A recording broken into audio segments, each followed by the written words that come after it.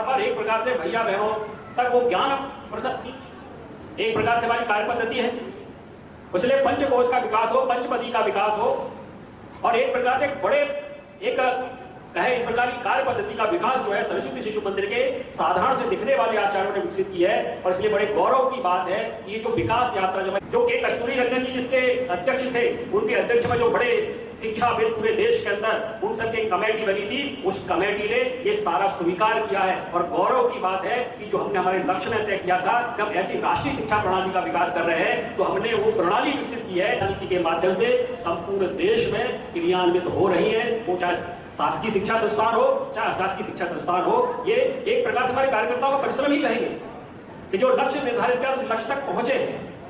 दूसरा एक महत्वपूर्ण विषय है कि इन हजारों हजार संख्या में सरस्वती शिशु मंदिर जो चलते हैं, आप आश्चर्य मानेंगे कि समाज के सहयोग से, समाज के आर्थिक सहयोग से जो बड़े बड़े भवन आपको दिखाई देते हैं, वही लोगों को लगता है जो विद्या भारती को नहीं जानते हैं, राष्ट्रीय स्वयंसेवक संघ को नहीं जानते हैं, उनको लगता होगा ये जो बड़े बड़े भवन है कहीं ना कहीं विचारों की सरकार रहती है, इनके विचार तो उसी कारण से बन जाते होंगे।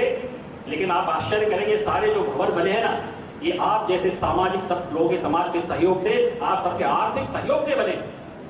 इसलिए जहां भी शिशु मंदिर बनता है समाज का सहयोग अपेक्षित रहता है। समाज के दान से जो है कहीं ना कहीं वो मटेरियल के रूप में या राशि के रूप में जो पैसा देता है, उसके कारण से सारे भवन खड़े होते हैं समाज के सहयोग से। और इसलिए ये एक अद्भुत संस्था है। मैं लंबे समय तक उज्जैन रहा तो कई बार उज्जैन में चर्चा चल जाती थी कि भाई भगवान श्री कृष्ण जो है उज्जैन में पढ़ने के लिए क्यों आए। भाई मथुरा में रहते थे तो मथुरा में भी तो गुरुकुल हुआ करते थे उस समय, तो मथुरा के किसी गुरुकुल में अध्ययन कर लेते। मथुरा नहीं तो मथुरा से इधर आते तो आगरा में भी कहीं ना कहीं गुरुकुल रहे होंगे, नहीं तो ग्वालियर में होगा। उज्जैन तो 600 किलोमीटर दूर है, 650 होगा बल्कि वहां से मथुरा से। तो एक किसी मनीषी ने मेरे को कहा कि ये द्वापर का जो आखिरी कालखंड था, जो कलयुग शुरू होने वाला था, और इसलिए उस युग में कहीं ना कहीं जितने ये गुरुकुल चला करते थे सारे गुरुकुल राजाश्रित हो गए थे, राजाओं के द्वारा चला करते थे। समाज का जो दायित्व था शिक्षा, वो समाज के दायित्व से राजाओं के दायित्व में शिक्षा आ गई थी। और एकमात्र उज्जैन का जो सांदीपनि जो आश्रम था वो समाज के सहयोग से चलता था। सांदीपनि जो ऋषि थे वो कोई राज आश्रित ना होकर समाज आश्रित थे, समाज सारे गुरुकुल की चिंता करते थे। और इसलिए भगवान श्री कृष्ण ने सांदीपनि आश्रम में पढ़कर एक संदेश दिया कि जो शिक्षा समाज आधारित है, जो समाज जिसमें सहयोग करना, उसकी शिक्षा तक खड़ा करना है। इसलिए सरस्वती शिशु मंदिर आर्थिक दृष्टि से भी या सब प्रकार की दृष्टि से समाज के सहयोग से चलने वाला संगठन है। इसलिए राष्ट्रीय स्वयंसेवक संघ ने जो आदर्श समाज के बीच खड़े किए हैं और राष्ट्रीय स्वयंसेवक संघ की प्रेरणा से हमारी जो प्रबंध समिति रहती है, उस प्रबंध समिति के अध्यक्ष सचिव, पूरी प्रबंध समिति रहती है, वो प्रबंध समिति निस्वार्थ भाव से काम करती है। और नई पीढ़ी आना, क्योंकि नया जमाना है, तो नई जनरेशन कब पुरानी जनरेशन जाती है, नई जनरेशन आती है, ये सहज में परिवर्तन होता है, कोई प्रतिष्ठा का प्रश्न नहीं, क्योंकि समर्पण है। इसलिए समाज के द्वारा सारी प्रवृत्ति जन्म ले रही है। कहीं ना कहीं हमको लगता है हमारे वृद्ध माता पिता ऐसे वृद्धाश्रम की संख्या बढ़ती जा रही है। भारत देश के अंदर श्रवण कुमार के देश में जो है आज ओल्ड हाउस खुलते जा रहे हैं। तो कई प्रकार की विडंबनाएं समाज में दिखाई दे रही है। तो कहीं ना कहीं लगता है, जैसा हमारे सचिव महोदय ने कहा, कि कैरियर ओरिएंटेड एजुकेशन की तरफ चले गए।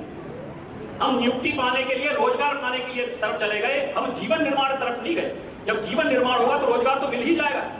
इसलिए जीवन निर्माण करने के लिए इस सरस्वती शिशु मंदिर है। और इसलिए हमारे माता पिता, हमारे आचार्य, ये सब देव स्वरूप है। इसलिए देवतुल्य ऐसे माता पिताओं, इस प्रकार की संस्कृति, एक कुटुंब संस्कृति, एक भारतीय संस्कृति जो कुटुंब है, उस कुटुंब को बांध के रखना, ऐसा सामाजिक जीवन, निर्दोष सामाजिक जीवन का उद्देश्य जो है वो हमारे विद्यार्थियों के सामने रहता है। ऐसी पीढ़ी, ऐसे कार्यक्रम जो है वो नन्हे मुन्ने बच्चों के सामने, और जब 12वीं तक वो सब शिशु मंदिर से इस प्रकार संस्कार लेके निकलता है तो निश्चित रूप से एक आदर्श नागरिक, एक आदर्श पारिवारिक कुटुंब का मुखिया वो जब बनता है तो निश्चित रूप से हमारी संस्कृति का रूप जो है वो एक परिवार व्यवस्था का घटक बनता है। तो निश्चित रूप से आज विद्या भारती के इस परिचय वर्ग में आप आए हैं। सब विद्या भारती और विद्या भारती का जो शिक्षा का जो मॉडल है, जो शिक्षा का मंदिर है, उसको समझेंगे। ऐसी बात कहता हूं, अपनी बात को समाप्त करता हूं। जय हिंद, जय भारत। मंच पर विराजमान है विश्वामित्र स्वरूप एक जाने माने शिक्षाविद और हम सभी का मार्गदर्शन करने वाले ऐसे आदरणीय डॉक्टर रविंद्र गांधी जी, अखिल भारतीय अध्यक्ष विद्या भारती, इस पूरे मध्य क्षेत्र को अपनी ऊर्जा से और अपने कर्तृत्व से गौरवान्वित करने वाले, हम सबको दिशा देने वाले ऐसे क्षेत्र के संगठन मंत्री माननीय अखिलेश जी भाई साहब, प्रांत के सचिव आदरणीय शिरोमणि जी, अध्यक्ष आदरणीय मोहन जी भाई साहब, इस विद्यालय के कार्य समिति के सदस्य और उपाध्यक्ष आदरणीय रामनिवास जी भाई साहब, मेरे सामने बैठे